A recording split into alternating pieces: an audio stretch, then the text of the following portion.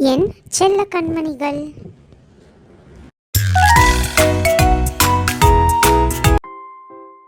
என்ன இன்னைக்கு வடை சுடுற பாட்டு இன்னும் வரக்கானோம். இன்னைக்கு பாட்டுக்கிட்ட இருந்து எப்படியாவது வடையை எடுத்து சாப்பிடணும். ஆமா கிளியே, யோசனைதான். இந்த மரத்தடியில ஒரு பாட்டு தினமும் வடை சுட்டு விற்பாங்க. அதுல ஒரு வடை எடுத்து சாப்பிடணும்னு ரொம்ப நாளா ஆசையா இருக்கு. இன்னைக்கு எப்படியாவது ஒரு வடையை எடுத்து சாப்பிடணும். நீ எடுத்து சாப்பிட போறேன்னு சொல்லாத, திருடி சாப்பிட போறேன்னு சொல்லு. உனக்கு அவங்களா கொடுத்தாதான் எடுத்து சாப்பிட போறேன்னு சொல்லணும். நீ அவங்களுக்கு தெரியாம எடுக்க போற, அதுக்கு பேர் திருட்டு. இல்லையே, நீ எப்படி வேணும்னாலும் வச்சுக்கோ. நான் எப்படியாவது இன்னைக்கு ஒரு வடையை சாப்பிட்டே ஆகணும். காகனி, அங்க பாரு, பாட்டி வராங்க. ஆமா காகனி, நீ எப்படி வடையை திருடுவ? பாட்டி கையில கம்பு வச்சிருக்காங்க, உன்னை அடிச்சிட மாட்டாங்களா? இல்லையே, நான் ஒரு முட்டாளா என்ன? பாட்டியோட முடிவு பக்கமா ஆகி போவேன். அதை தொடக்கிறதுக்காக பாட்டி அந்த பக்கமா திரும்புவாங்க. அப்ப நான் வடையை தூக்கிட்டு ஓடியாந்துருவேன். சரி, நீ இங்கே இரு, நான் வாரேன். சரி, நம்ம வியாபாரத்தை ஆரம்பிப்போம். நல்ல வியாபாரம் நடக்கணும். அட, இந்த காக்கா வேற ஆறி போயிருச்சு. ஐயா, பாட்டி அந்த பக்கமா திரும்பிட்டாங்க. இப்ப வரையும் எடுப்போம். எடுத்தாச்சு. இல்லையே, இங்க பாரு, வடையை எப்படி சமத்தா எடுத்துக்கிட்டு வந்த பாத்தியா? காகனி, நீ இப்ப இந்த வடையை திருட்டுக்கிட்டு தான் வந்த. எனக்கு பேரு சமத்துன்னு சொல்லாத. நீ இப்ப செஞ்ச வேலைக்கு பேரு திருட்டு. இதை நல்லா ஞாபகத்துல வச்சுக்கோ. சரி கிளியே, அது திருட்டாவே இருந்துட்டு போகட்டும். நான் வடையை சாப்பிட போறேன். உனக்கு வேணுமா? வேணாம் காகனி, நீயே சாப்பிடு. நான் போயிட்டு அப்புறமா வரேன். சரி கிளியே, போயிட்டு வா. நாம இப்ப வடையை சாப்பிடுவோம். ஆஹா, இந்த வடை பார்க்கவே எவ்வளவு அழகா இருக்கு. எனக்கு ரொம்ப பசிக்குது. இப்ப என்ன செய்யறது? அந்த மரத்துல காக்கா ஒண்ணு ஒரு வடையை வச்சிருக்கு. அதை எப்படியாவது பிடுங்கி சாப்பிடணும். எப்படி? ஐடியா! காகத்தை ஏமாத்துவோம். இப்ப இந்த காகத்தை பார்த்து புகழுவோம். காகமே, நீ ரொம்ப அழகா இருக்கிற. நரியே, நீ என்ன சொன்ன? நான் ரொம்ப அழகா இருக்கிறேனா? நரியே, நீ உண்மையாக சொல்ற? இதனால் வரைக்கும் என்ன பார்த்து நீ அழகா இருக்கேன்னு யாருமே சொன்னதில்ல, தெரியுமா? இப்பதான் நீ முதல் தடவை என்ன பார்த்து அழகா இருக்கேன்னு சொல்லியிருக்க. அதை கேட்டதா ரொம்ப சந்தோஷமா இருக்கு. தலையும் புரியல, காலம் புரியல. இந்த காகம் நல்ல புத்திசாலியா இருக்கும் போல. தலையும் புரியல, காலம் புரியலன்னு சொல்லிக்கிட்டு வாயில உள்ள வடைய காலில் வச்சுக்கிட்டு பேசுதே. இப்ப என்ன செய்யறது? சரி, மறுபடியும் ஒரு புகழ்ச்சியை போடுவோம். காகமே, இவ்வளவு அழகா இருக்கிற நீ உன் வாயால ஒரு பாட்டு பாடி டான்ஸ் ஆடினா எப்படி இருக்கும் தெரியுமா? அதை பார்க்க என் 2 கண்ணும் போதாது. அதனால நீ பாடிக்கிட்டு ஆடு காகமே. நரியே, நான் அவ்வளவு அழகாவா பாடுவேன்? சரி, நீ இவ்வளவு விரும்பி கேக்குற, நான் பாடிக்கிட்டு ஆடுறேன். கா கா கா கா கா கா. ஐ, காக்கா வடைய கீழே போட்டுச்சு. நாம எடுத்துக்கிட்டு ஓடிடுவோம்.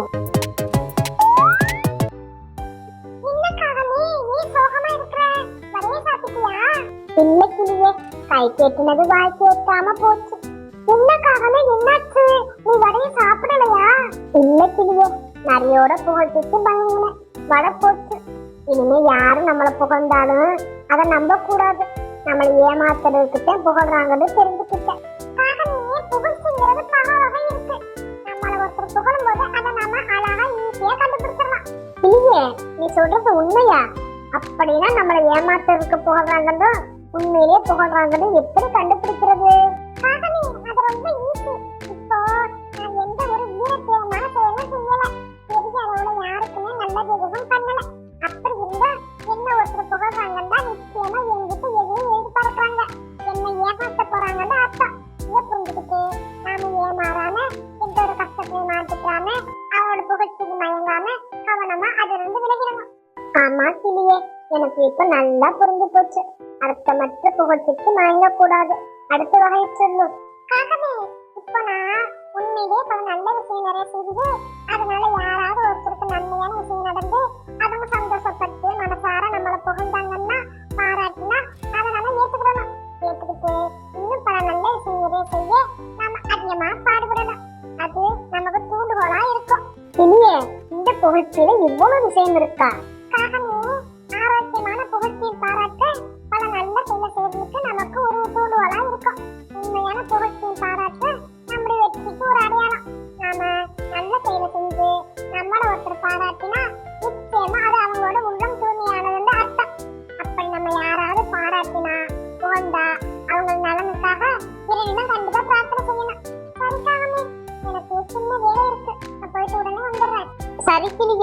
போயிட்டு வா. இந்த கிளி யோசிச்சு யோசிச்சு எவ்வளவு நல்ல விஷயங்களா சொல்லுது. ஆனா அது எல்லாருக்கும் பிடிச்சிருக்கு. அப்படி இருந்து ஒரு சிலர் தான் பாராட்டுறாங்க, சப்போர்ட் பண்றாங்க. காகமே, ஏன் வருத்தமா இருக்கிற? அட கொக்கே, வா வா. ஆமா கொக்கே, நம்ம கிளிய நினைச்சு ரொம்ப வருத்தமா இருக்கிற. ஏன் காகமே, கிளிக்கு என்னாச்சு? கொக்கே, கிளிக்கு ஒண்ணும் ஆகல. இந்த கிளி யோசிச்சு யோசிச்சு நிறைய நல்ல விஷயங்களை சொல்லுது. ஆனா அதுக்கு சப்போர்ட் பண்ண மாட்டேங்கிறாங்க, அதை பாராட்ட மாட்டேங்கிறாங்க. அதை நினைச்சுட்டே நான் வருத்தப்படுறேன். ஆமா காகமே, எனக்கு கிளிய நினைச்சா கஷ்டமாத்தான் இருக்கு. அது எவ்வளவு கஷ்டப்பட்டு நல்ல விஷயங்களை சேகரிச்சு நமக்கு சொல்லுது. நாம ஒரு சிலருமே அதுக்கு சப்போர்ட்டா இருக்கோம். நாம இன்னும் அதிகமா அதுக்கு சப்போர்ட் பண்ணினா, பாராட்டினா அதுவும் சந்தோஷமா இருக்கும். நமக்கு இன்னும் நிறைய நல்ல விஷயங்களை சொல்லும். கிளியே, வந்துட்டியா? பாபா, உன்னை பத்திதான் பேசிக்கிட்டு இருந்தோம். கிளியே, நீ பல நல்ல விஷயங்களை நிறைய கஷ்டப்பட்டு சேகரித்து சொல்ற. ஆனா ஒரு சிலர் தான் உனக்கு சப்போர்ட்டா இருக்கும். எங்களை மாதிரி இன்னும் நிறைய பேர் சப்போர்ட் பண்ணினா, பாராட்டுன்னு நாங்களும் சந்தோஷப்படுவோம்.